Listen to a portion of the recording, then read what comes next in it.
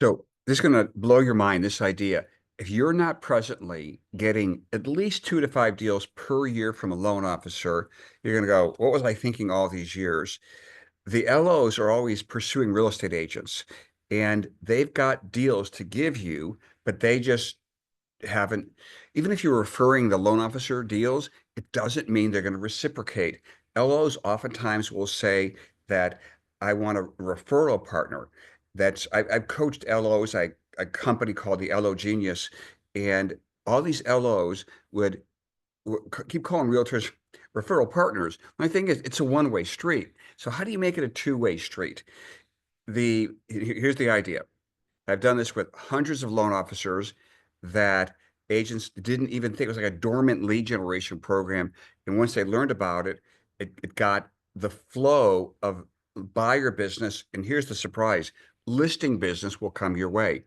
I want to give you an example. When a loan officer does a loan for a purchaser, does new construction, and the buyer went out there without a realtor to buy new construction, what happens is the that now is an orphaned seller. They got a loan, and now they got to go out and go buy owner, or they got to go find a realtor, whatever the case. Maybe they know a realtor, but here's the LO, who is what?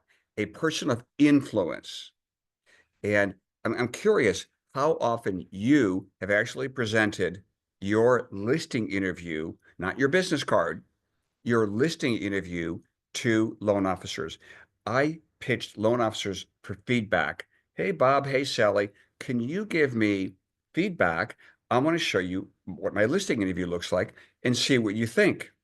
I'd love to get some tips from you and maybe utilize your services when I get a listing because my sellers often need a property. So you can get loan officers to do a sit down with you.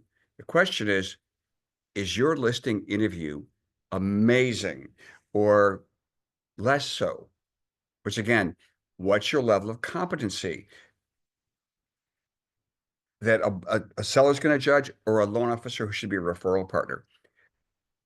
There are many LOs personally that I was working with that I could earn about $25,000 a year from this LO, that LO, that LO, and other agents really weren't competing with me because they had never tried the idea to say to a loan officer, "Can I show you my listing interview? I want to get your feedback and see if I could integrate what you do to get me listings when my seller goes to buy."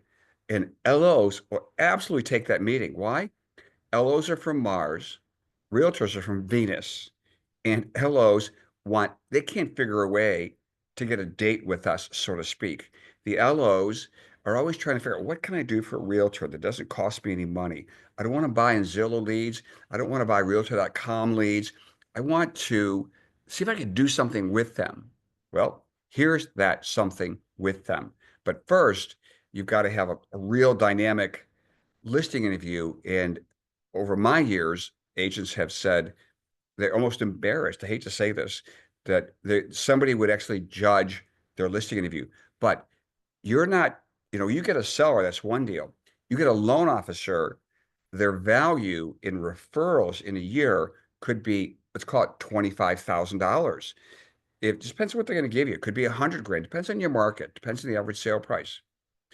Now, there's two things because we think loan officers are buyers, buyers, buyers. And I'm telling you, they have listings to refer to somebody. You don't have to be the preferred agent, excuse me, the one who refers them the most. You've got to impress them the most that they would take a risk on you. Secondly, oh, they also have orphan buyers. Question is, what does your typical loan officer have when it comes to, let's say, a pipeline of buyers? In fact, what is your pipeline of buyers? How many buyers do you have in your portfolio as your agent watching this video? Do you have 15? A lot of loan officers, if they want to close, let's say $1 million a month in mortgages, they've got to have really about 15 buyers in their pipeline. What's a pipeline?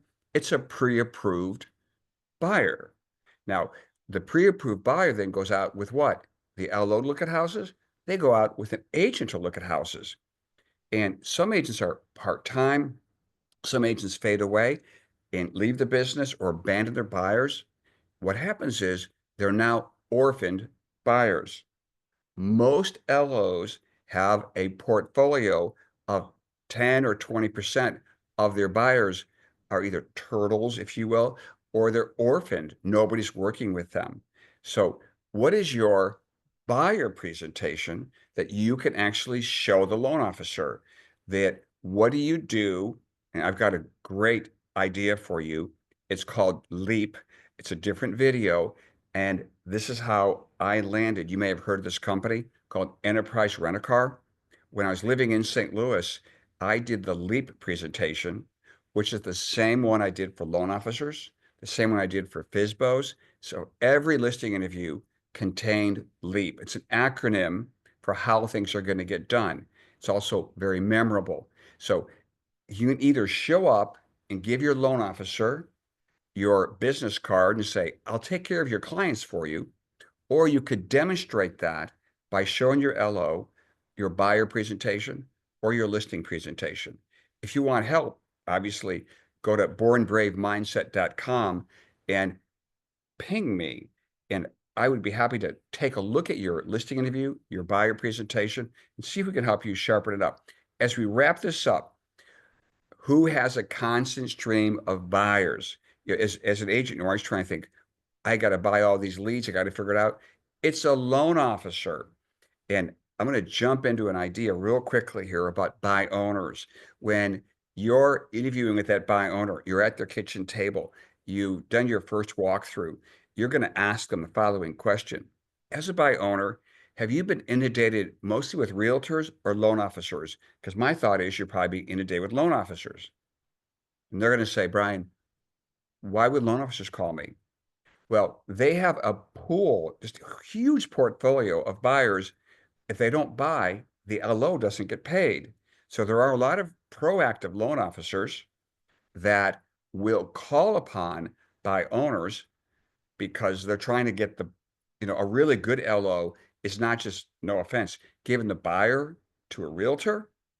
The LO will sometimes see if they could find a property for the buyer so that they can get the mortgage going, or they're going to just sit back and wait.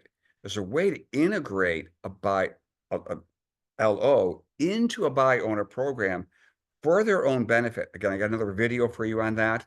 So we need to look at the LO as more of an ally, not sometimes the nemesis, because they're always asking, got anything for me? Got anything for me? Got anything for me? So we can actually bring them into business development and also buy owners or expires, so many different places to integrate them without asking them to buy all these leads for us. So, do you know 1 to 2 LOs? Do you know 5 or 6 LOs where you could pitch the idea to? Again, what's the idea? May I show you my listing interview? May I show you my buyer interview? While you're doing that, you're going to introduce the idea of for sale by owners. Why should a loan officer care about buy owners? Because they're moving. The same reason you should care about buy owners. That the buy owners are moving, and it's the you know open house. The people generally aren't moving. Your geographic farm, they're not moving. Your sphere of influence, most of them are not moving. The one thing about buy owners, 100% of them are moving. Is it hard? It is hard. But if the LO participates in this program that we have, you're going to find you're going to accelerate how many buy owners you list and also eliminate a lot of buy owners that you should never even be communicating with. So, but we got to get the LO first to buy in to the idea of working with you, not just being a one-way referral partner. It's a very interactive visual presentation for the LO that will bring about, by the way, it's got to be relevant to a loan officer or a buy owner. Most people's listing interviews or buyer interviews, no offense, aren't really relevant, where you're not getting the commitment. A lot of buyers agents now, after this whole NAR settlement, are saying that buyers are not looking to sign that commitment where they may have to pay something if the seller's not paying or whatever your company's policy is. So if we look at our presentations and we know the information's relevant, not to you, but to them, your conversion rate's really going to go up. We'll summarize here. This was a video about the loan officer, and there's so many of them that want to do business with you, they'll take the meeting. Hey, I hope you're blessed. Hope this was helpful. Go to bornbravemindset.com. There's a place to hook up with me. I could take a look at your interview process and see if I can help you strengthen your presentation. Thank you.